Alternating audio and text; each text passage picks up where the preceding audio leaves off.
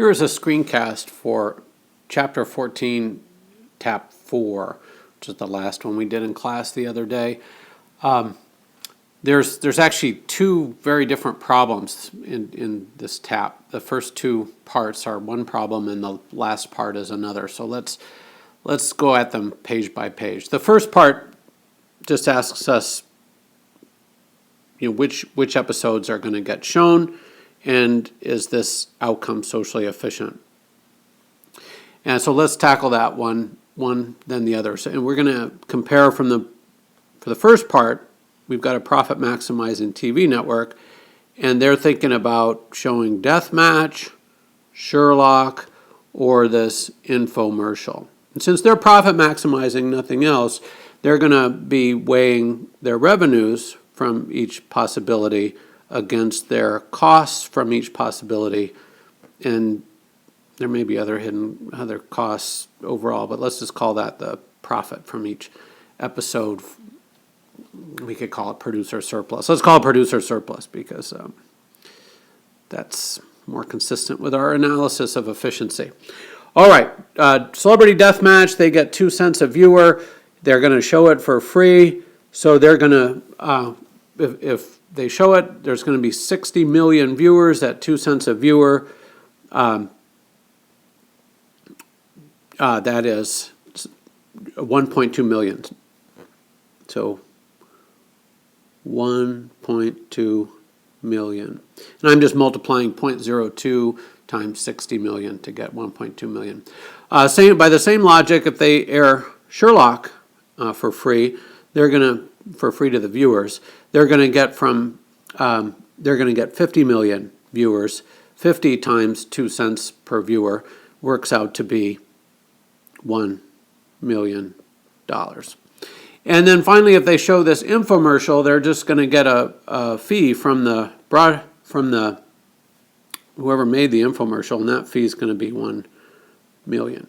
All right, and then their costs. Well, they've got to pay $600,000, otherwise known as 0.6 million, to make an episode either of Celebrity Deathmatch or Sherlock. So, and then they don't have to pay anything to make the infomercial. So we see that from the point of view of producer surplus, they've got 2 slots to fill. They're going to show the two that generate the highest producer surplus.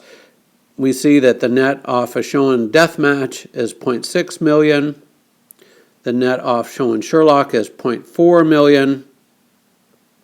And the net off showing the infomercial is 1 million. So they're going to show that infomercial, and they're going to show Deathmatch. Infomercial and Deathmatch. Maximizing producer surplus. And then to explain, we'll just point to that table. That's pretty explanatory. And then, is this outcome socially efficient? Well, for that, we're going to have to think about what consumer surplus is for each of these outcomes, and then we'll look at total surplus for each of these outcomes. And from the point of view of efficiency, we should show, or the network should show, the two shows that maximize total surplus. So consumer surplus, since it's broadcast for free, Celebrity Deathmatch is the area under the demand curve and above the x-axis. So this turns out to be, we've got a triangle with a height of $10 per episode and a base of 60 million episodes. So 1/2 times base times height gets us to $300 million. And then by the same logic, the surplus for Sherlock is the entire area under this demand curve. And notice we've got a triangle 20 units high, $20 high, and 50 million wide. And we multiply 1/2 times base times height, and we get 500 million. And we don't have the demand curves, but we're just given that the consumer surplus. Hard to believe there's any consumer surplus from watching an infomercial, but I guess some people watch them, so there must be some. Just 10 million. And so from the point of view of total surplus, Deathmatch leads to 300.6, Sherlock leads to 500.4 million, and these are in dollars, and the infomercial is 11 million. So from the point of view of maximizing total surplus, Celebrity Deathmatch and Sherlock ought to be shown and not the infomercial. So is this outcome socially efficient? No. Fails? No. Having trouble writing down there at the bottom of my screen. Let's just write up here in the margin. Fails to maximize total surplus. So it's inefficient. I can't write that all out either. All right. Well, there's parts 1 and 2, and now we just change gears wildly to get to the next part. All right, so this next part, this last part, asks us by how much would total surplus economic surplus be higher if each episode of Sherlock were shown on PBS free of charge than if it were shown by a profit-maximizing pay-per-view network. The key here is to recognize that the pay-per-view network would act as a monopolist with marginal cost 0. So with that knowledge in hand, we see that if the show were broadcast free, we'd get 50 million viewers, price as 0. The consumer surplus would be this entire area under the demand curve. We calculated that out. That would be 500 million. Well, if instead a monopolist had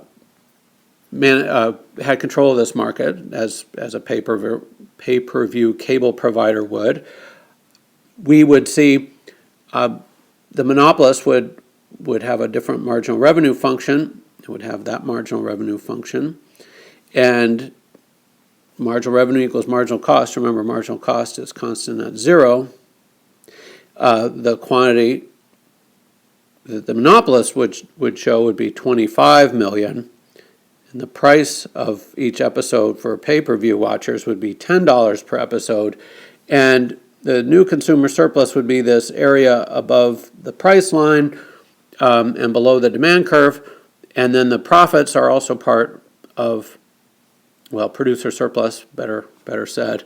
The producer surplus would be also part of total surplus. And notice that we have this deadweight loss. Let me change my color. Call it deadweight loss pink. All this area is surplus that we got when it was shown for free, but we lose when it's broadcast by the pay-per-view monopolist. So that's the deadweight loss. And then how much is that in dollar terms? We see it's a $10 by 25 million triangle. So deadweight loss is equal to 1/2 times base times height. That's $125 million loss in economic surplus. So that's our answer to that last part.